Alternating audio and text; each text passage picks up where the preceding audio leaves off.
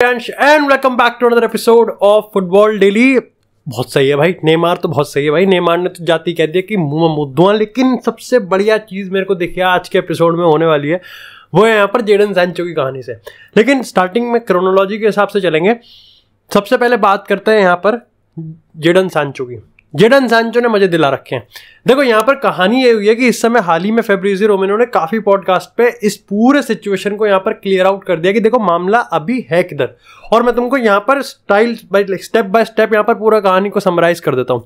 देखो सबसे पहले तो यहाँ पर उन्होंने ये चीज बताया कि जो मामला है वो अभी भी टेंस है, लेकिन अब मामला सिर्फ टेन हैग और जेडन सैंचो के बीच का नहीं है, बल्कि ten Hag Jadon Sancho Manchester United coach पूरा स्टाफ, जेडन सैंचो प्लेयर्स। मतलब जेडन सैंचो की सिर्फ टेन हैग से नहीं बची हुई, अब जेडन सैंचो ने सबकी धी पीट रखी है। लेकिन यहाँ पर बात इस समय कि जेडन सैंचो टस से मस नहीं मानता। अब हुआ यहाँ पर यह है कि ये चीज तो चल ही रही थी, लोग मान ही रहे थे कि जेडन सैंचो अभी भी चीजों को पर्सनल लेके गया हुआ है।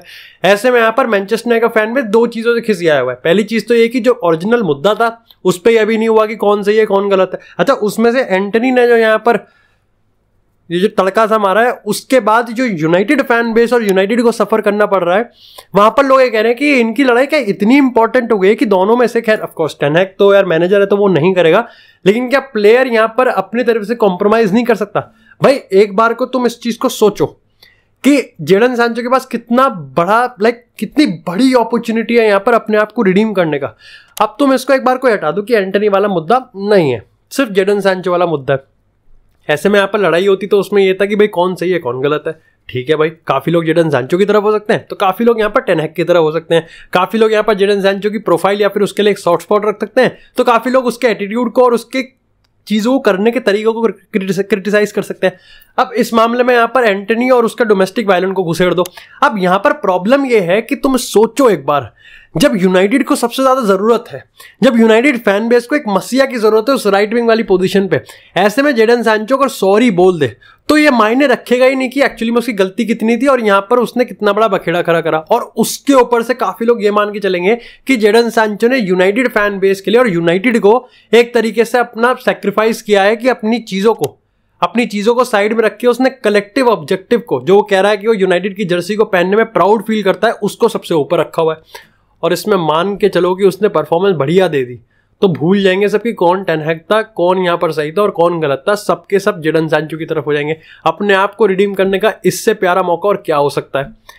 अब ऐसे में ये तो हुआ नहीं।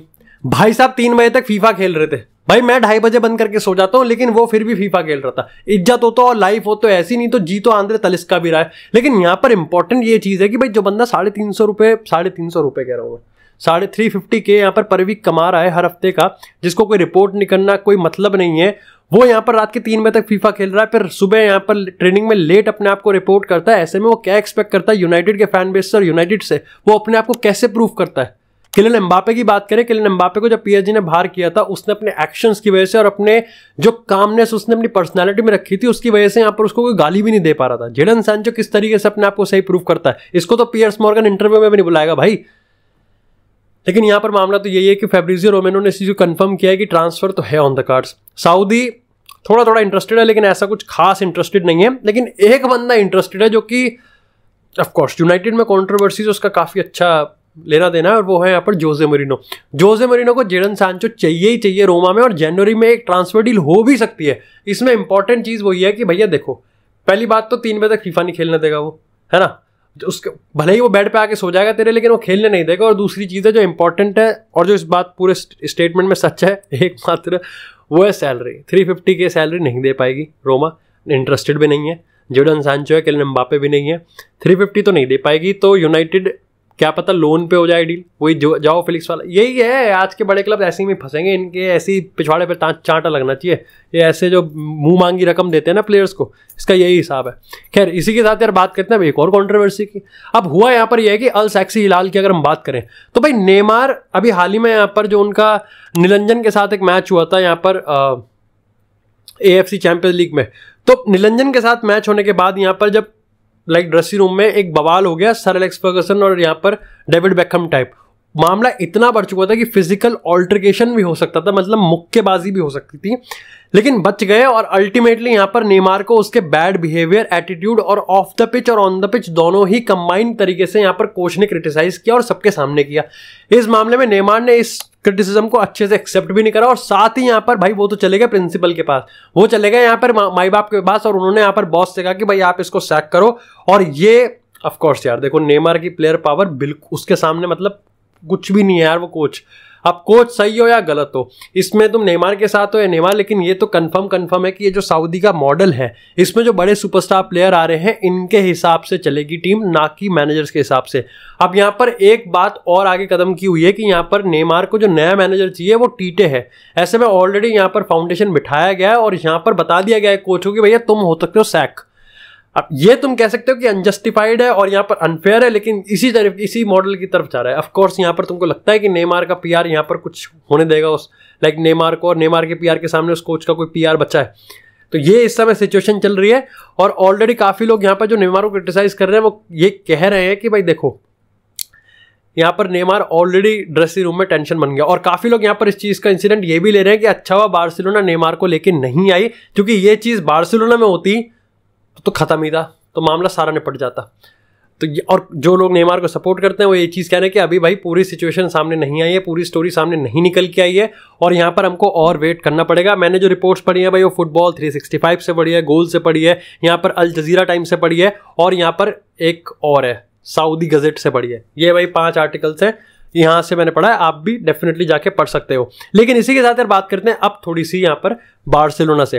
फ्रैंकी डियोंग यहाँ पर इंजर्ड है, और फ्रैंकी डियोंग के इंजर्ड के चलते वो शायद से एल क्लासिको भी मिस कर सकता है। ये बहुत बड़ा लॉस है, ये कहना था जावी का, लेकिन अब जावी को इस चीज की भी दिक्कत है कि भाई फ्रैंकी डियोंग भी गायब रहेगा और पेड्री भी गायब रहेगा। ऐसे में यहाँ पर कौन सा वो प्लेयर है जो कि स्टेप अप कर सकता है, ये देखने वाली बात है। अब देखो इन दोनों की पोजीशंस को सबसे ज्यादा अडाप्ट करने वाली जो क्वालिटी है वो गुंडगन में, लेकिन यहाँ पर हमको गावी का एम्फसाइज और गावी का रोल भी नहीं भूलना चाहिए।